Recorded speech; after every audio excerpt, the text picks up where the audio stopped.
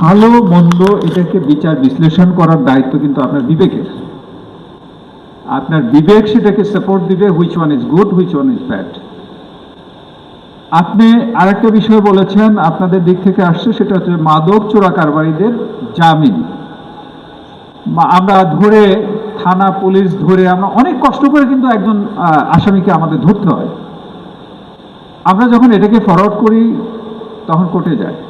এখানে বিজ্ঞ পিপি মহোদয় আছেন, অ্যাজ ওয়েল অ্যাজ ওনার সাথে অন্যান্য লয়ার, খুব সম্ভবত এখানে আরেকজন আছেন লয়ার।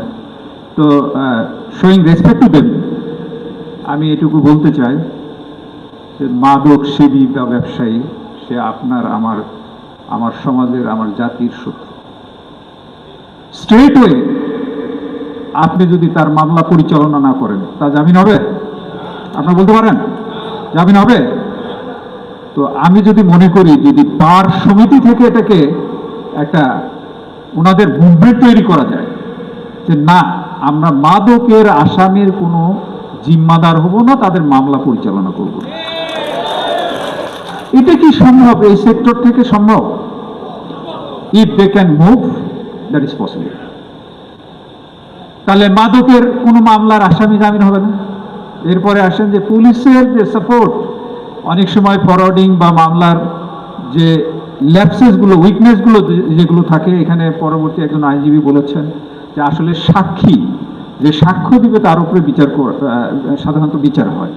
তো সাক্ষী কিন্তু এই মাদক মামলার, কারণ ওর আশেপাশে তারাও মাদক ব্যবসায়ী বা মাদক সেবী, সুতরাং সে কিন্তু স্বাভাবিকভাবে স্বজাতি বা স্বপক্ষ অবলম্বন করবে।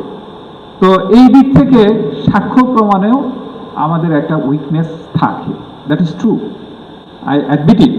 বাট এর সাথে আবার আমাদের পুলিশের সদস্য যখন ওটার সাক্ষী হিসেবে দাঁড় করানো হয়, দে আর ভেরি পজিটিভ, তারা বলে। তো যাই হোক, সেই ল্যাপসেসগুলো আমাদের দিক থেকে যেগুলো আছে, will try to recover that one. আপনারা আরেকটা বিষয় বলেছেন যে খেলাধুলার ব্যবস্থা করা হলে ভালো হতো। সেটা হচ্ছে মাঠ যদি সুন্দর হয়, মাঠের পরিবেশ যদি সুন্দর হয়, তাহলে খেলাধুলাতে যাবে। তো আপনারা জানেন যে ফর ইউর ইনফরমেশন, যেটা হচ্ছে বাংলাদেশ সরকারের মাননীয় প্রধানমন্ত্রী জনাব তারেক রহমান, উনি কিন্তু আগামী 9 তারিখে প্রাইম মিনিস্টার্স গোল্ড কাপ 2026 এটা উদ্বোধন করতে যাচ্ছেন। এটা চিটাগংয়ে এটা অনুষ্ঠানটা অনুষ্ঠিত হবে এবং এটা সারা বাংলাদেশের শিক্ষা প্রতিষ্ঠানগুলোতে এই কম্পিটিশনটা স্টার্ট হবে। এটাকে ব্র্যান্ডিং করার জন্য আমি বলেছিলাম, আমি ওই মিটিংয়ে, মানে জুম মিটিংয়ে ছিলাম, ওই মিটিংয়ে আমার প্রস্তাব ছিল যে এটাকে ব্র্যান্ডিং করা হোক এমনভাবে যাতে থিম সংটা অন্তত ইয়ুথ এবং ইয়াং জেনারেশনের মধ্যে যাতে একটা ভাইব্রেশন তৈরি করে, so that they will engage for them, specially in the sports. তো এইটা ওনারা আমার কথাটাকে ওইভাবে টেকেন করেছেন, আমার পয়েন্টটাকে নিয়েছেন এবং এটা আমার মনে হয় দে আর ডুইং ইট। আপনারা আরেকটা বিষয় বলেছেন যে তদবির, মানে মাদক ব্যবসায়ী বা সেবনকারী ধরলে তদবির হয়। তো আমি স্ট্রেট ওয়ে আমার সাবঅর্ডিনেট বা আমার আন্ডার কমান্ড যারা আছে, আমি স্ট্রেট ওয়ে এইটাই বলবো, যদি কোনো ধরনের তদবির আসে, just let it know me, আমি দেখব সেটা কি।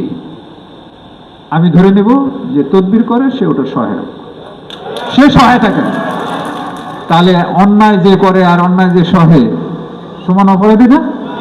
তাহলে আমি তো তাকে কোনোভাবেই স্পেয়ার করতে পারি না। আপনারা আরেকটা বিষয় বলেছেন, সেটা হচ্ছে কিশোর গ্যাং।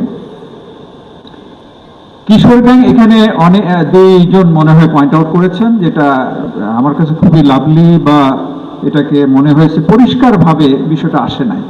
সেটা হচ্ছে যে স্পেসিফিক কোন এরিয়াতে কোথায় ঘটনা ঘটে, আপনাদের যদি স্পেসিফিক ইনফরমেশন থাকে, বাই টু নাইট আমার অপারেশন সেখানে হবে। এবং আমি এসপিকে এখানে আমি তার সাথে কথা বলেছি, কনসাল্ট করেছি। আপনাদের যদি এই যে নাম্বার বললাম, যে আমার নাম্বারে যদি you can send it to me, আমি এটা ভেরিফাই করে দেখব কারা কোথা থেকে আসছে, কিভাবে আসছে। তারা যদি এই এলাকা নাও হয়ে থাকে, আমরা আইডেন্টিফাই করব এবং সেটার জন্য যতটুকু কাজ করা দরকার উইল ডু ইট।